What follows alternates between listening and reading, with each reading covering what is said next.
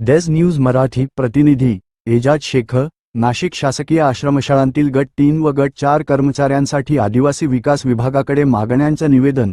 दिनांक 21 मे 2025 रोजी आदिवासी विकास विभागाच्या शासकीय आश्रमशाळांतील शिक्षकवर्ग 1791 पदे बायोमेट्रिक भरती प्रक्रियेतून भरण्याबाबतचा शासन निर्णय घेण्यात आला होता। त्यासोबतच दिनांक 17 जून 2025 रोजी आदिवासी विकास मंत्री तथा पालकमंत्री विजयकुमार गावित यांच्या उपस्थितीत मुंबईत बैठक पार पडली होती। या पार्श्वभूमीवर शासकीय आश्रमशाळांतील गट -3 व गट -4 कर्मचारी मागील काही वर्षांपासून कार्यरत असूनही त्यांच्या सेवाशर्ती व स्थायीकडे दुर्लक्ष होत असल्यामुळे त्यांनी आदिवासी विकास विभागाकडे लेखी निवेदन दिलं आहे। कर्मचाऱ्यांची मागणी आम्हाला नियमित सेवा व मान्यतेची हमी मिळावी, ही बाब अधिकाऱ्यांच्या निदर्शनास आणून देत ठोस निर्णय घ्यावा, अशी विनंती निवेदनात करण्यात आली आहे। अधिक अपडेटसाठी पाहत रहा डेज न्यूज मराठी प्रतिनिधी एजाज शेख, नाशिक।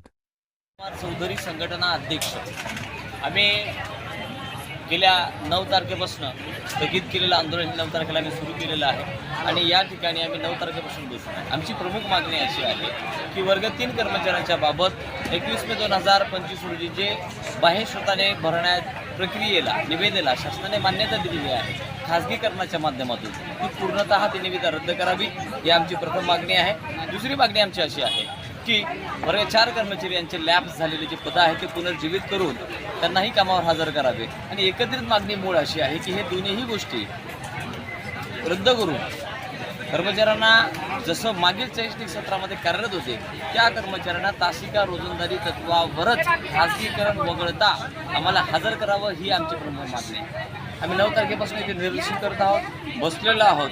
शासनाला अजूनपर्यंत आमचं कोणतेही शासनाने गांभीर्याने लक्ष घातलेलं नाही, आमच्या बाजूने कोणतेही लक्ष दिलेलं नाही। म्हणून आम्ही उद्यापासून म्हणजे 17 तारखेपासून आमचे काही कर्मचारी हे आमरण उपोषणासाठी बसणार आहेत। त्या संदर्भातले आम्ही पत्रव्यवहार आज कार्यालयाला करणार आहोत। आता सध्या किती महिला तुमच्या सोबत बसलेल्या आहेत? एकंदरीत आमच्याकडे 2300 शिक्षक व 2100 वर्ग 4 कर्मचारी असे सगळे शेकडोने उपस्थित आहेत, आंदोलनामध्ये सहभागी आहेत। आणि महत्त्वाची गोष्ट, आम्ही या ठिकाणी आल्यापासून आयुक्त कार्यालय आदिवासी विकास विभाग नाशिक कार्यालयासमोरच बसून आहोत। आम्ही रात्रंदिवस इथेच आहोत। जोपर्यंत आमच्या मागण्या पूर्ण होत नाही तोपर्यंत पाऊस, ऊन, वादळ, वारं काहीही आलं तरी आम्ही इथेच थांबलेलो आहोत, थांबणार आहोत। म्हणून माझ्या शासनानं एक व्यवस्थितरित्या काळजीपूर्वक भावनिक साधने का होईना दखल घेऊन आमच्या मागण्या पूर्ण कराव्यात आणि ज्या ठिकाणी 2100 ते 2300 शिक्षक शाळेवर हजर नाहीत, विद्यार्थ्यांची अध्यापनाची गैरसोय होते, त्या ठिकाणी अध्यापनासाठी शिक्षकांना पाठवावं। वर्ग 4 कर्मचाऱ्यांच्या बाबत सांगायचं झालं तर स्वयंपाक करणारी स्वयंपाकी कामाठी, स्वच्छता करणारी शिपाई यासाठीही त्यांना कामावर हजर करावे। कोणी वरिष्ठ तुम्हाला भेटायला आला का? आत्तापर्यंत शासनाच्या माध्यमातून वरिष्ठ कार्यालयातून आम्हाला कोणी भेटायला आले नाही।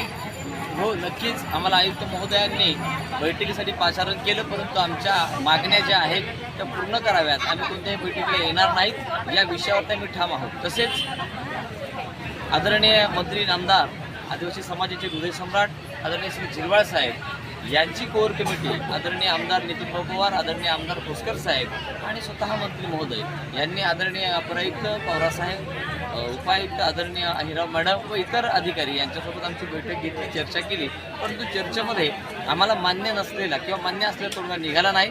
म्हणून सदरील बैठक आम्ही ही त्यांना माफी मागून भेट आलेली आहे।